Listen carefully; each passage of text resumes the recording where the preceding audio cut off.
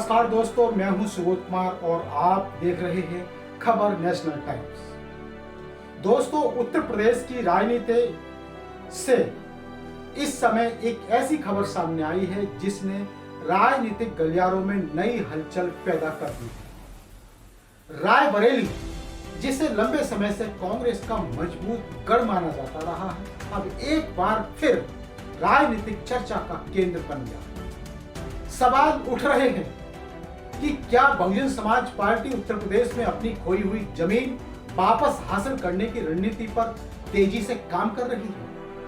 क्या 2027 के विधानसभा चुनाव से पहले बसपा संगठन को बूथ स्तर तक मजबूत करने की दिशा में बड़ा अभियान चला रही है? और सबसे बड़ा सवाल, क्या रायबरेली में हुई समीक्षा बैठक आने वाले चुनावों के लिए कोई बड़ा राजनीतिक संकेत है? आज की इस रिपोर्ट में हम इन्हीं सवालों पर विस्तार से बात करेंगे और जानेंगे कि आखिर रायबरेली से आई इस खबर के राजनीतिक मायने क्या है। इसलिए इस वीडियो को अंत तक जरूर देखें, क्योंकि हर जानकारी आपके लिए महत्वपूर्ण होने वाली है। अगर आपने अभी तक हमारे चैनल को सब्सक्राइब नहीं किया है तो तुरंत सब्सक्राइब करें और बेल आइकन भी दबा दें, ताकि राजनीति की हर बड़ी खबर सबसे पहले आपकी स्क्रीन पर पहुंचे। दोस्तों, सबसे पहले आपको बता दें कि आखिर मामला क्या है। जानकारी के अनुसार 3 जुलाई 2026 को रायबरेली में बहुजन समाज पार्टी की एक जिला स्तरीय समीक्षा बैठक आयोजित की गई। इस बैठक में पार्टी के प्रदेश अध्यक्ष विश्वनाथ पाल शामिल हुए। बताया जा रहा है कि बैठक में बड़ी संख्या में पार्टी कार्यकर्ताओं और पदाधिकारियों ने हिस्सा लिया। इस दौरान संगठन की मजबूती, बूथ स्तर तक पार्टी के विस्तार, नए कार्यकर्ताओं को जोड़ने और मिशन 2027 की तैयारियों को लेकर विस्तार से चर्चा की।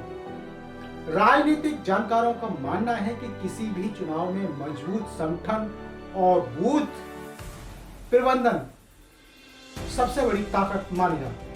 इसलिए बसपा इस दिशा में विशेष ध्यान देती हुई दिखाई दे रही है। दोस्तों, बैठक के बाद प्रदेश अध्यक्ष विश्वनाथ पाल ने सोशल मीडिया प्लेटफॉर्म एक्स पर जानकारी साझा करते हुए लिखा कि 3 जुलाई 2026 को रायबरेली में आयोजित जिला स्तरीय समीक्षा बैठक में उन्होंने भाग लिया, जहां संगठन को बूथ स्तर तक मजबूत बनाने तथा मिशन 2027 को सफल बनाने को लेकर विस्तृत चर्चा की गई। इस संदेश के सामने आने के बाद राजनीतिक हलकों में अलग अलग तरह की प्रतिक्रिया देखने को मिली। कई लोग इसे बसपा की सामान्य संगठनात्मक गतिविधि मान रहे हैं, जबकि कुछ राजनीतिक विश्लेषक इसे आगामी चुनावों की तैयारियों के रूप में देख रहे हैं। अब सवाल यह है कि रायबरेली ही क्यों?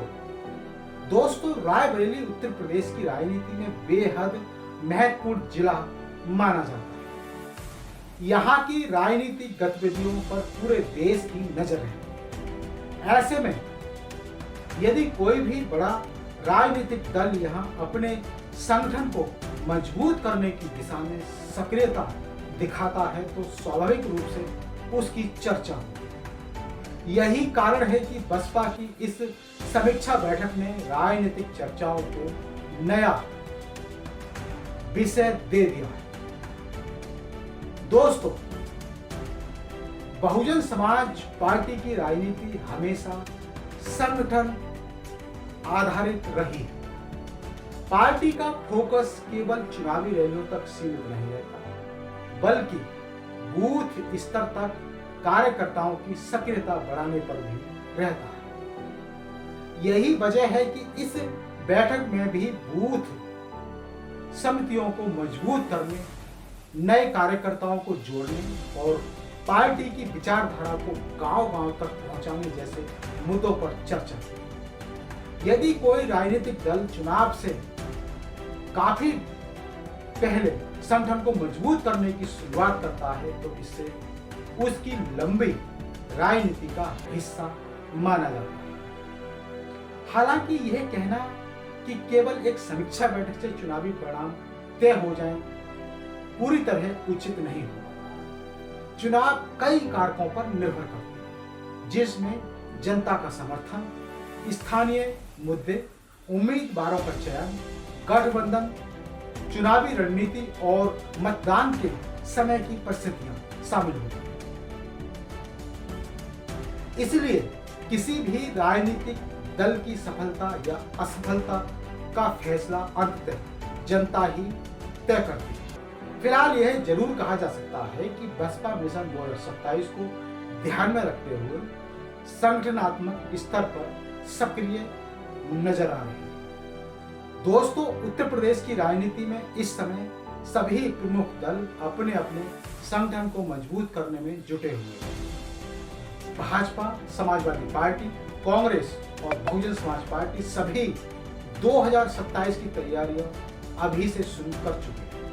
ऐसे में रायबरेली जैसे महत्वपूर्ण सीट पर होने वाली हर राजनीतिक गतिविधि चर्चा का विषय बनना स्वाभाविक है। यही कारण है कि बसपा इस बैठक को भी राजनीतिक विश्लेषक गंभीरता से देख रहे हैं।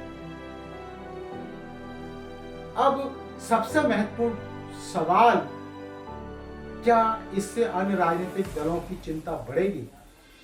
इसका जवाब आने वाले समय में ही स्पष्ट होगा। यदि बसपा लगातार इसी तरह संगठनात्मक विस्तार करती है और जमीनी स्तर पर अपनी पकड़ मजबूत करती है तो निश्चित रूप से चुनावी मुकाबला अधिक रोचक हो सकता है। लेकिन फिलहाल इस बैठक को संगठनात्मक तैयारी के रूप में ही देखा जाता है। चुनावी नतीजों या किसी दल की जीत हार को लेकर अभी कोई निश्चित निष्कर्ष निकालना जल्दबाजी होगी। दोस्तों, राजनीति में रणनीति हमेशा चुनाव से काफी पहले तैयार की जाती है। जनता के बीच लगातार सक्रिय रहना, संगठन को मजबूत करना और कार्यकर्ताओं को ऊर्जा देना किसी भी राजनीतिक दल के लिए आवश्यक होता है। रायबरेली की यह समीक्षा बैठक भी उसी दिशा में एक कदम मानी जा रही है। अब यह रणनीति चुनावी मैदान में कितना असर दिखाती है, इसका जवाब 2027 के विधानसभा चुनाव में ही मिलेगा। तो दोस्तों, इस पूरे घटनाक्रम पर आपकी राय क्या है? क्या आपको लगता है कि बहुजन समाज पार्टी उत्तर प्रदेश में अपनी संगठनात्मक ताकत को फिर से मजबूत कर पाएगी? क्या मिशन 2027 में बसपा बेहतर प्रदर्शन कर सकती है या फिर अन्य राजनीतिक दल अपनी बढ़त बनाए रखेंगे? अपनी राय हमें नीचे कमेंट बॉक्स में जरूर लिखें। यदि आपको यह विश्लेषण पसंद आया हो तो वीडियो को लाइक करें, अपने दोस्तों के साथ शेयर करें और राजनीति की ऐसी ही तथ्यात्मक, निष्पक्ष और बेबाक खबरों के लिए खबर नेशनल टाइम्स को सब्सक्राइब करना बिल्कुल ना भूलें। मैं हूं सुबोध कुमार। मिलते हैं अगली बड़ी खबर और एक नए विश्लेषण के साथ। तब तक के लिए दे दीजिए हमें इजाजत। धन्यवाद, नमस्कार, जय भीम, जय भारत, जय संविधान।